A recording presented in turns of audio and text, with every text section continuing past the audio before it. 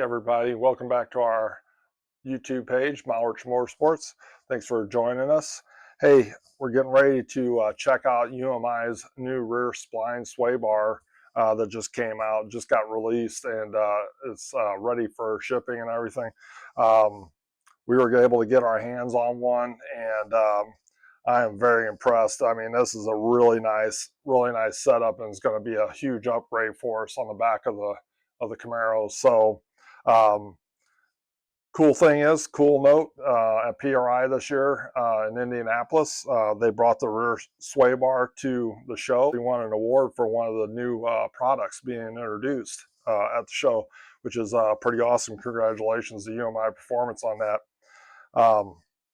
And I can see why, because the kit is really well thought out and comes with everything you're going to need to get this thing installed on the back of your car. So let's go through some of the things that that they did with the rear sway bar kit. One of the nice things is if you have an axle that doesn't have the welded on spacers to where you mount your sway bar to, they actually provide this in their kit. So you can clamp these on. You got your U-bolts to clamp this on and get you going to have a place to mount your sway bar to. So that's really nice. And then these spacers, they also include, if you have a Dana S60 rear axle, these spacers will go in between your mounting tube and the axle. So in that way, it spaces this bar out far enough to where it will not interfere with your pumpkin on your axle. So that's really nice. Next thing is they got these brackets that will mount to your chassis, and you got extra holes on there for adjustability, which makes it super nice also. Of course, they got the links, and then you got your spline sway bar arms. So the nice thing is like I said, it's 5-way adjustable sway bar. Super nice, gives you all that extra adjustability you need for the back of the car. A lot of the sway bars out there it's just a 22 millimeter sway bar, and that's all you got. You don't have any adjustability to it. It's either hooked up or it's unhooked. I think there's only maybe one other sway bar out there, but that's adjustable, but it's not very easy to adjust. So one of the cool things that I like about how they did this is they threaded all these holes. So now when you want to make an adjustment, you just got to take this, unscrew this bolt out, and then move it down to whatever hole you want it in, and then just screw that bolt right back in. Makes it super easy to adjust it at the track. So as soon as we get this thing installed, we'll probably do some adjusting on it when we get out, to our first event. So looking forward to that. And then of course you got the actual spline sway bar piece. This will go inside the tube. For people that have never used a spline sway bar before, this gets mounted inside this tube, and when it gets shipped, it ships inside this tube. One note that I saw was I had to take a Deblo hammer and kind of tap it to get it to come out of that tube. It's kind of tight. The big thing with the spline sway bar is you want to make sure this is able to rotate freely inside this tube for this to work correctly. So one of the things I noticed was that the part where these Delron bushings are riding on, this nice silver part here, scratched up a little bit. Nothing major, no deep gouges or anything like that, but had to take some 400 grit sandpaper, and we just cleaned that up ever so lightly, just real light, and now it's nice and super smooth.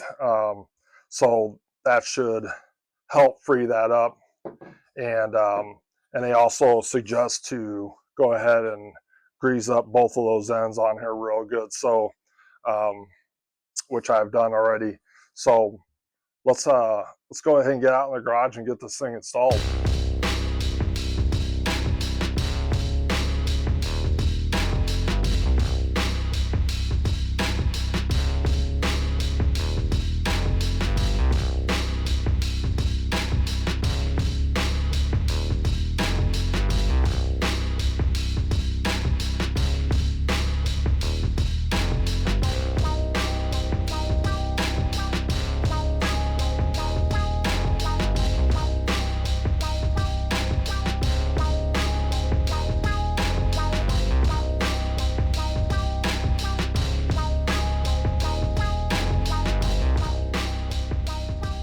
Now that we got the sway bar off, I wanted to take a quick look at how this bar was going to line up with my factory, or with the mounts on this Hawk's 8.8 inch rear end.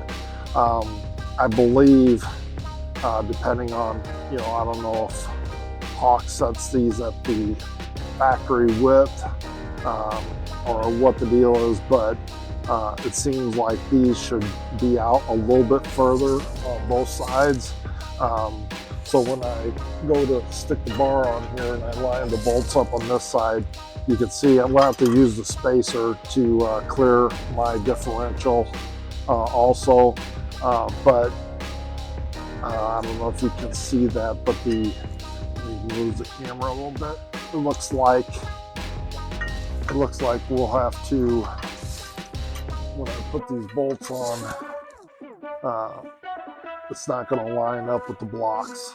What I'm going to probably do is I'm going to initially probably just open these holes up a little bit more to allow the bolts to go over on both sides. And if I can get that extra little bit of adjustment to where this lines up and I can bolt it in, that's what I'm going to do initially. Because otherwise I will have to pull my Watts link brackets off to grind these welds off and pop these off, and then use the aftermarket, use the UMI supply brackets to make that work. So we'll figure that out, and I will, you'll see what I end up planning to do here in just a few moments. Well, one side's done. Got that side cut off. Now I gotta get the other side. And with that, side 2 is done. Now it's time to start installing some parts. First, we're going to primer this and put a little black paint on it just to get it so we don't have any corrosion on the axle. So we'll do that actually first. Then we will start getting some parts on this thing.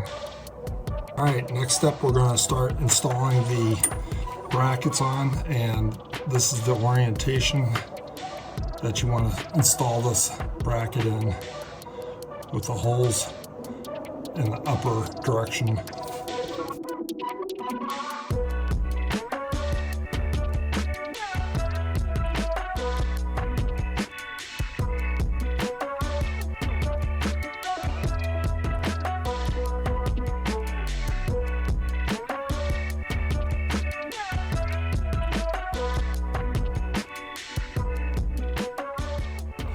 Okay, the next part, like I mentioned, we're going to put the U-bolts on, but when we put the U-bolts on, we're also going to be installing the main mounting tube for the spline sway bar to go in.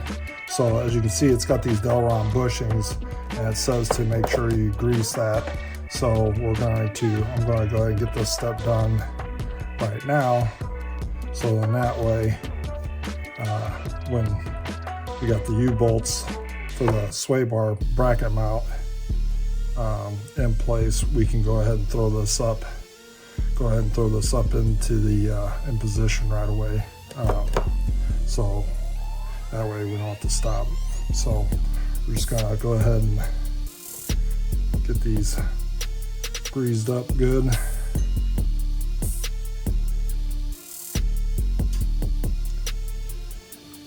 And on to the next step. Get those U-bolt brackets on, and let's get the sway bar mounted up. All right, so real quick, UMI does supply 2 different sets of U-bolts. make sure that you use the right size U-bolt for your axle. I believe since this is an 8.8 inch axle, they use 3-inch housing tubes, so you want to use the bigger U-bolts for this. I think for like the standard 10 bolt, they have a smaller U-bolt that will go over your axle.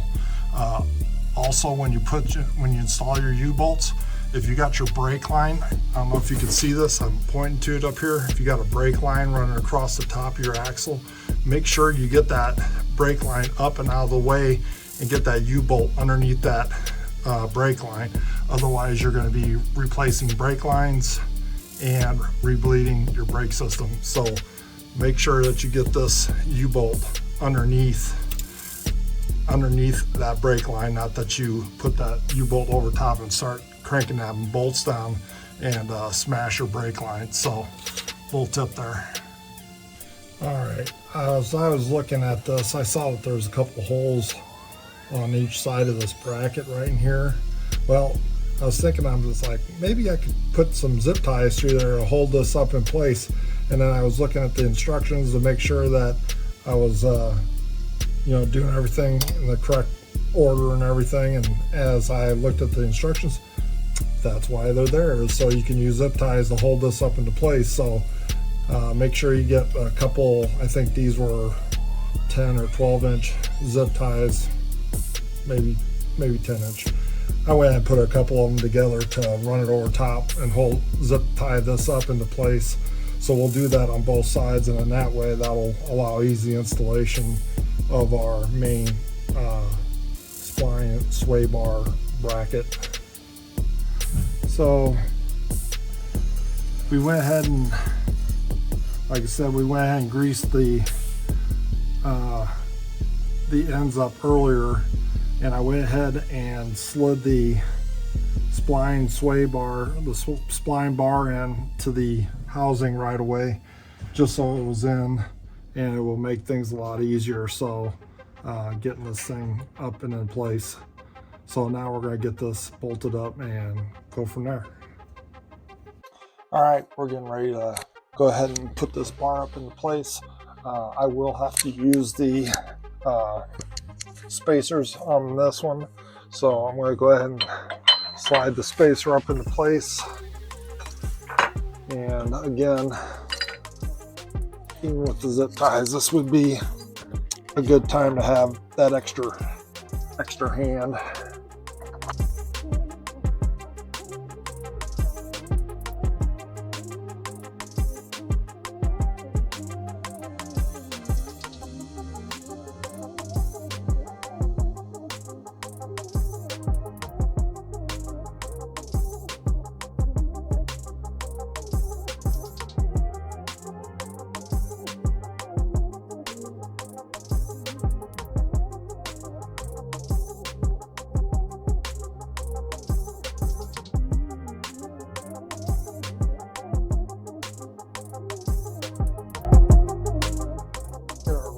Wherever I put it. Looks like a 5/8 to tighten these up. I know the direction says to leave these loose.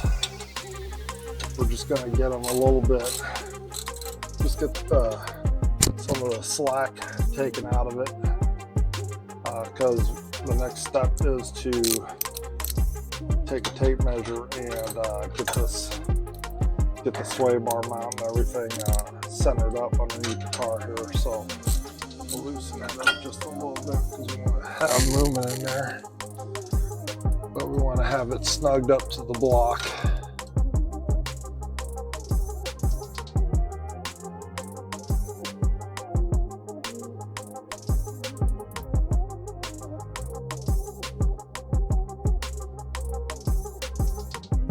So if I'm mathing correctly on the other measurement, it should be half of that. 37 3/4 should be about 18 7/8. And measuring off this one side, pretty darn close. I'm within a 1/16. So we're going to call that good for now.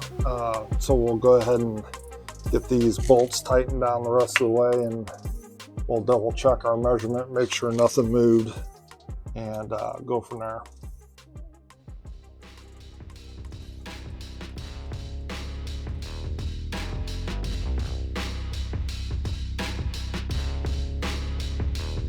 All right, by what you can see here, I went ahead and took a stubby screwdriver and I just very lightly tapped that in just to open this up a little bit. And I got it started. I'm about probably, it says to get the sway bar flush with the outer part here. So I'm probably around a 16th of an inch, 16th to an eighth of an inch away.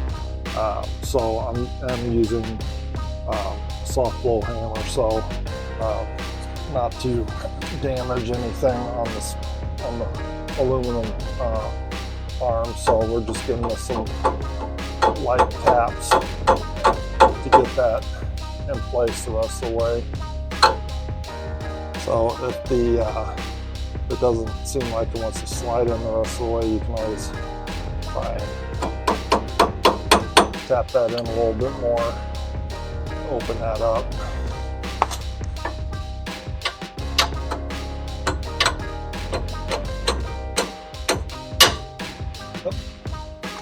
We're definitely there now. So you can see now that I got that screwdriver in there a little bit more, now it slides on nice and easy. So I'm going to go ahead and get that position to where it should line up with the other side. So at this point I can go ahead and pull this out, and that should hold that in place. So we'll move on to the next side and get the other arm on. All right, at this point in the instructions, it says to put the second arm on parallel to the other arm.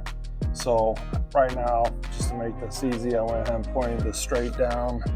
I got a digital scale right here, and we're at 0 there.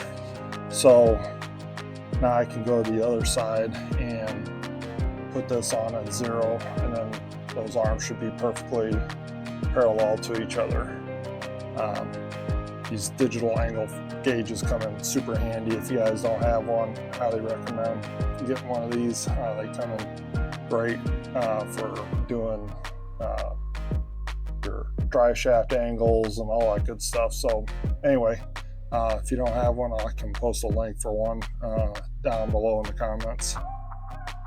So we're going to the other side now. I got the other arm. Now I went ahead and pre-fitted this on to see if I needed to splay this one apart with the screwdriver. But this one actually just slides right on. Nice and easy. Watch it make a wire out of it. But yeah, I'm gonna get my other hand up here to hold the sway bar. So yeah, there it goes. So when we put these on, UMI says that we need to keep a 2mm gap in between this arm and that Delron bushing on each side. So that way, as the sway bar twists, and it will actually shorten a little bit, it won't put the sway bar in a bind. So now that I moved the bar a little bit, I'm going to double check my other side here real quick to make sure that we're at 0, and then we'll know if we need to move the other side or not. So I did a quick check. The other side is at 0, but as you can see, this one is off by, the other one was about 0 degrees, so we're about 10 degrees off. So we need to pull that back off and rotate it a little bit to get it to, I'm hoping that it's just one set of splines. So we'll double check here real quick.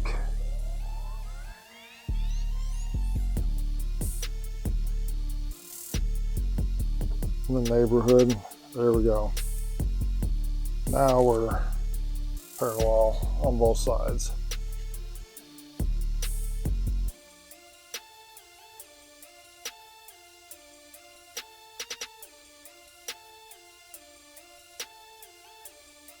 So we're gonna get these, we're installing the bolts into the control arm.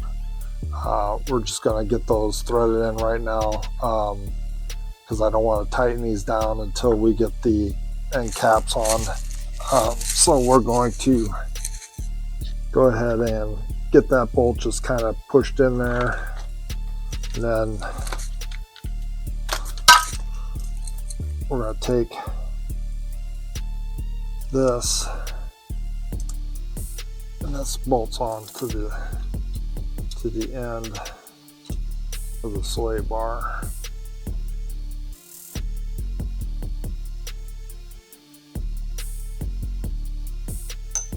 All right, so putting the end cap on the other side now.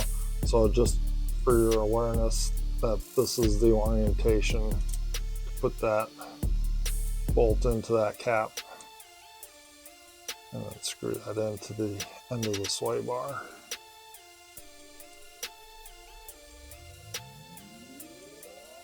So we're going to go ahead and get this torqued down to 35 foot-pounds.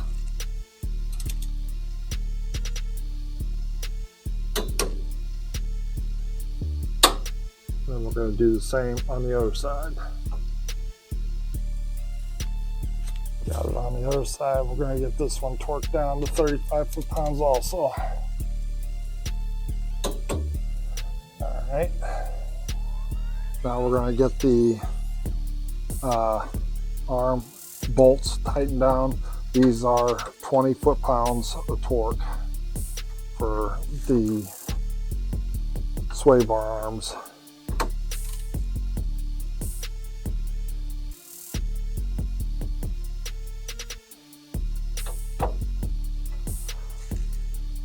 UMI does caution you to make sure that you don't over torque these. Since this is aluminum, you don't want to strip those threads out on that. So make sure that you use a torque wrench and set it to 20 foot-pounds and make sure you get the correct torque on that. We'll move on to the other side. All right, we're going to get on this one and get this one torqued down to 20 foot-pounds also. Maybe. Try that again.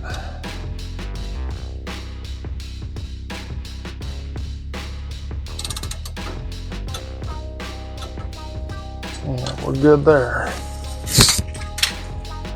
On to the next step. All right, so we're getting ready to fasten these arms back up to the rod ends here. As you can see, these are no longer black. I called UMI and talked to Rainey at UMI, and he mentioned that the problem was with the other ones, it was so short that this was way up like this, and I wanted to try and get this a little bit more level, so it was probably a little easier access. So for me personally, I ended up I just ordered these from McMaster Car, and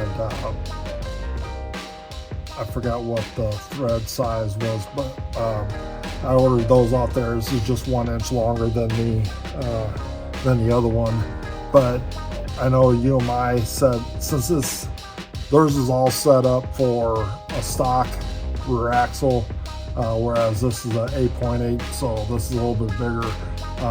So everything was designed around the stock axle, even though they anticipated needing, this spacer for larger axles. So that's totally up to you if you want to do this. I know they're going to look into this and see whether that needs to be, if that'll be part of the kit or not. not anything official. They just said they're going to look into it. So just to give you that heads up. But for the most part, like I said, if you're running a stock axle, no problems. This is just totally optional. I just wanted this down a little bit lower to where I have easier access to get to it. It'll make it a little bit easier if I want to make a change on the sway bar. So with that being said, with putting this bolt in this aluminum, I want to make sure that it doesn't gall the threads in here, and I want to make sure that this will go in and out with no problem. So we're going to put some anti-seize on these bolts, so that way we don't have to worry about it messing up the threads, and it'll be easy to take that bolt in and out to make changes and stuff. So yeah, we're going to go ahead and throw some anti-seize on this right away.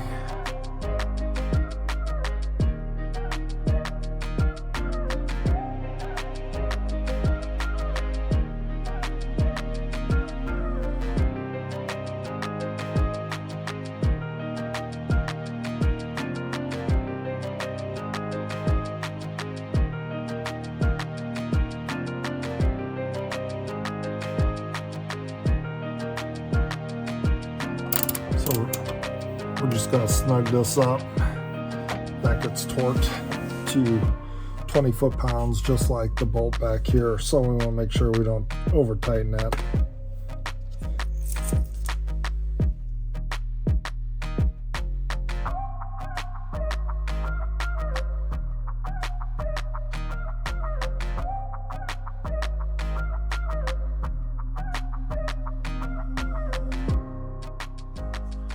All right, so I just wanted to give you a heads up. So we got the let me get the light on this here. We got everything bolted up. Everything is torqued. The biggest thing they made sure in the directions is to make sure you got the 2mm gap in between this white spacer and the arm. So you want to make sure that 2mm gap is there. So when I was tightening these end bolts down, I just want to give you a heads up. When I was tightening these end bolts down, it was pushing the arm, even though this was torqued to the 20 foot-pounds, it was pushing the arm on further. So to maintain that 2mm gap, what I did was I used a small washer that was just the size of the spline sway bar and put it under this end cap, the bigger washer, so then when you tighten it down, it's tightening down to the sway bar and not necessarily pushing the control arm or pushing this arm in towards the sway bar. So that will maintain that gap, and that'll allow you to get both of these side bolts torqued down to the 35 foot-pounds that UMI calls for. So the other big thing is when you get your end links connected, make sure that there's weight on the wheels. So as you can see, I got the tires blocked up. I'm sitting on blocks doing this, so you want to make sure you got weight on the wheels. And then when you adjust your end links, you want to make sure that your two arms aren't in a bind where there's already pressure on the where the torque or where the sway bar is already twisted. So you want to make sure that I got these nuts loose, adjustment nuts loose yet here, but you should be able to move this up and down freely. It should, to where it won't, if it was already in a bind, it would be really hard to spin this. So when you go to adjust go to adjust your sway bar, if you decide you're at the track and you want to pull this bolt out and move it to a different hole, it should just unbolt nice and easy. Otherwise, if it is in, if it's already in a bind while it's got weight on wheels, then it would be really tough to pull this bolt out. So anyway, I got everything, like I said, everything's torqued down, looks good. So I do like having that longer turnbuckle in here just to get these arms down a little bit more. So typically when I go to adjust this at the track, I probably won't have these big blocks. I'll have a lower ramp, and so you'll have less room. So having these arms down just a little bit more in the level position, because I want to say on their video it showed the arms being way up here a lot higher, and it would have been just a lot more of a hassle trying to personally get into that. And I like just the ease of being able to having these a little bit lower and be able to get to those a little easier. So anyway, that's just something I did. That's up to you guys. So anyway, I hope you enjoyed this video. Like I said, it's a really nice piece here from UMI, so I can't wait to try it on track. I'll definitely post up a video, first impressions of the sway bar and how it is for adjusting at the track and stuff. So like I said, I'll post up the in the video at this point, I'll show you what the pound settings is for each of these holes. So but that's all in their instructions, so it gives you all those. I think this is 140, 160, 180, and I'm not sure about these last two holes. I think they go up almost 20 pounds each. I know for at least the first two holes. After that, I think it starts jumping quite a bit more. So, but yeah, super nice kit. So I really like it.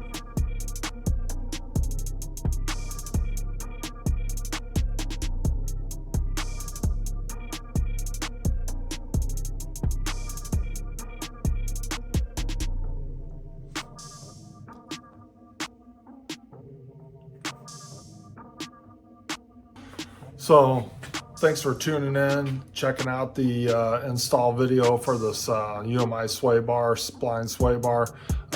Again, I will post this up on, I'll put the link for UMI's